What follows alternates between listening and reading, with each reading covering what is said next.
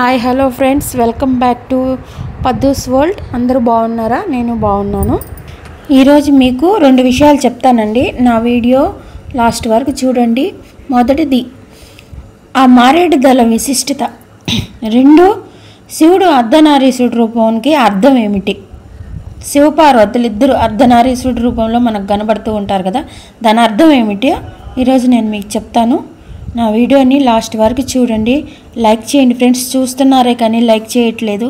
Last వరకు చూడండి, support చేయండి, సబ్స్క్రైబ్ చేసుకోండి ప్లీజ్ ఫ్రెండ్స్. లేట్ చేయకుండా ఆ రెండు విషయాలు ఏదో మీకు నేను షేర్ చేస్తాను. శివుడు అర్ధనారీశ్వర రూపానికి అర్థం భర్తకి భార్య సగబలము, ఇద్దరు కలిసి ఉంటేనే పూర్తి బలవంతులని అర్థం.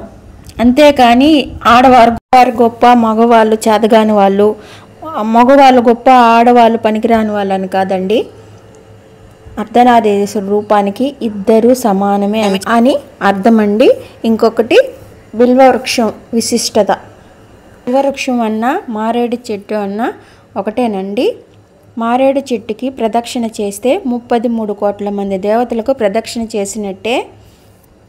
మారేడు అంటే మహారాజు, అంటే పరిపాలకుడు. ఈశ్వరుడు ఆ చెట్టు రూపంలో ఉన్నాడు.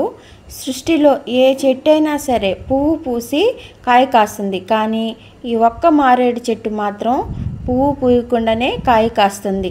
శివుడికి చాలా ఇష్టమైనది మారేడు దళం అండి.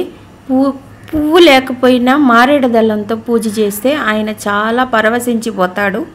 చెమ్ముడు నీళ్లు పోసి బిల్వపత్రం పెట్టినా చాలండి, ఆ మహానుభావుడు మనల్ని కరుణిస్తాడు. బోలా శంకరుడు. హరహర మహాదేవ శంభో శంకర, హరహర మహాదేవ శంభో శంకర. ఈరోజు వీడియో ఇది. నా వీడియో మీకు నచ్చితే లైక్ చేయండి, సపోర్ట్ చేయండి ఫ్రెండ్స్. Bye friends.